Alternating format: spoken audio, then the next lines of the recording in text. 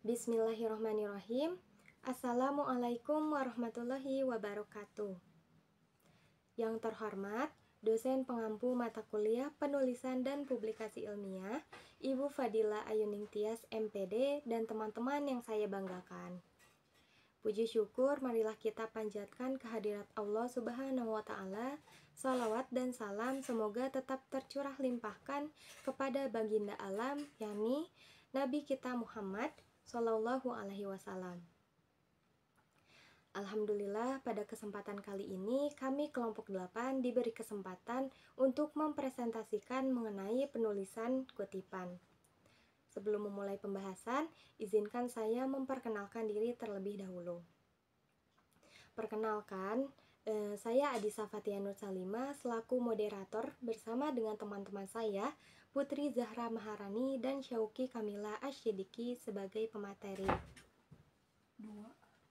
Langsung saja ke pembahasan yang pertama, yaitu pengertian kutipan yang akan dijelaskan oleh saya sendiri. Pengertian kutipan, mengutip dari Kamus Besar Bahasa Indonesia atau KBBI, kutipan adalah mengambil alih satu kalimat atau lebih dari sebuah karya tulis lain untuk memperkokoh atau memperkuat argumen yang terdapat di dalam tulisan itu sendiri. Penulisan dapat mengutip atau menulis ulang bacaan, pustaka, atau referensi yang sudah dibaca dan akan dijadikan sebagai acuan. Oleh karena itu, kutipan harus ditulis secara valid dan harus dapat dipertanggungjawabkan dalam kegiatan menulis ulang tersebut. Salma 2023. Berikut ini pengertian kutipan menurut beberapa ahli, yaitu menurut Keraf berpendapat bahwa pengertian kutipan adalah bagian dari suatu pernyataan ataupun pendapat yang telah terdokumentasi. Pengutipan dilakukan apabila seorang penulis sudah memperoleh sebuah kerangka berpikir yang baik. Kutipan bisa dijadikan pilihan dan memiliki fungsi apabila kutipan tersebut diselipkan sebagai bahan bukti untuk dapat menunjang pendapat penulis. Yang kedua, menurut Az-Zahari. Az-Zahari mengungkapkan pengertian kutipan merupakan bagian dari pernyataan, pendapat, buah pikiran, definisi, rumusan, atau penelitian dari penulis lain, atau penulis sendiri yang telah terdokumentasi serta dikutip untuk dibahas dan ditelaah yang berkaitan dengan materi penulisan. Yang terakhir, ada dari Hariwijaya dan Triton. Mengutip adalah pekerjaan yang menunjukkan kredibilitas penulis. Maka Hariwijaya dan Triton berpendapat bahwa pengertian kutipan adalah harus dipelajari mengenai teknik pengutipan sesuai dengan standar ilmiah. Berdasarkan pendapat para ahli tersebut, maka pengertian dari kutipan adalah suatu pernyataan yang dapat ditulis berdasarkan pendapat, buah pikiran, definisi, serta rumusan yang telah terdokumentasi sebelumnya. Kutipan dapat digunakan sebagai bahan untuk memperkuat argumen atau suatu karya ilmiah. Sailendra DKK 2023. Baik, selanjutnya adalah pembahasan tentang manfaat kutipan yang akan dipaparkan oleh Putri Zahra Maharani. Terima kasih kepada moderator yang telah mempersilahkan saya untuk menyampaikan materi yang kedua, yaitu manfaat penggunaan kutipan. Nih ya, teman-teman, jadi ada beberapa manfaat dari penulisan kutipan. Ada 6 ya, menurut Setiawan S 2024. Yang pertama itu adalah untuk mencegah penggunaan dan pengakuan bahan tulisan orang lain sebagai milik sendiri atau bisa disebut dengan plagiat. Kedua itu untuk menunjukkan bagian atau aspek topik yang akan dibahas. Yang ketiga, untuk mengkaji interpretasi penulis terhadap bahan kutipan yang digunakan. Yang keempat itu ada untuk memperlihatkan kepada pembaca materi dan teori yang digunakan penulis. Yang kelima itu untuk membuktikan kebenaran dari sebuah pernyataan yang dibuat oleh penulis. Dan yang terakhir ada untuk menegaskan isi uraian. Terima kasih Putri. Selanjutnya, penyampaian mengenai macam-macam kutipan yang akan disampaikan oleh Syauqi Kamila. Kepada Syauqi dipersilakan. Di sini saya akan menjelaskan macam-macam kutipan. Terdapat 2 macam jenis kutipan. Ada kutipan langsung dan juga tidak langsung.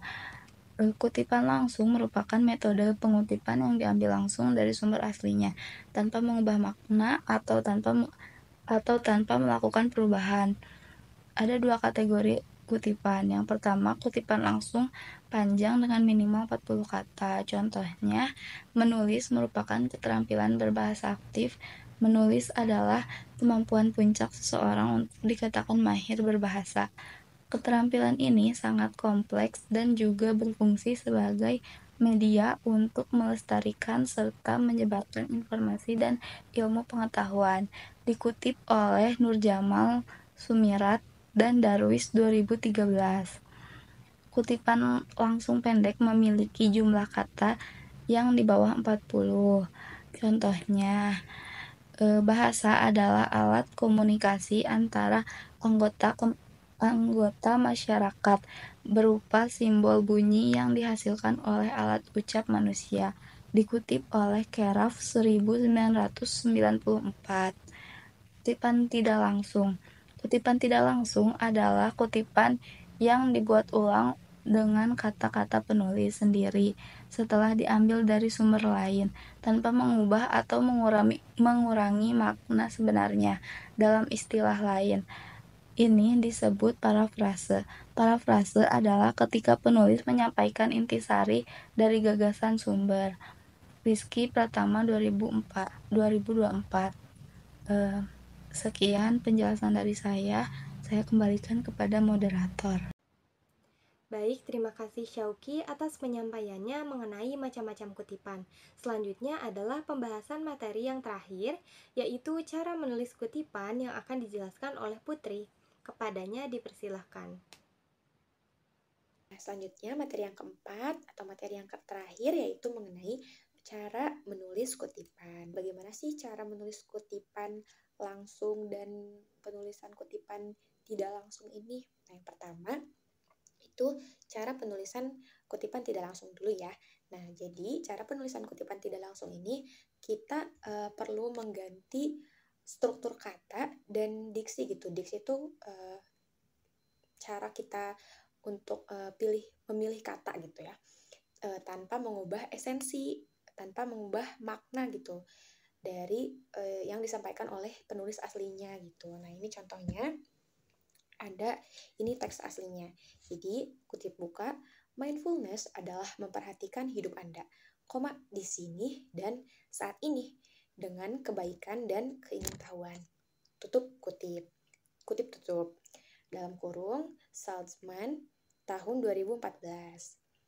Nah, kemudian kita parafrase tuh.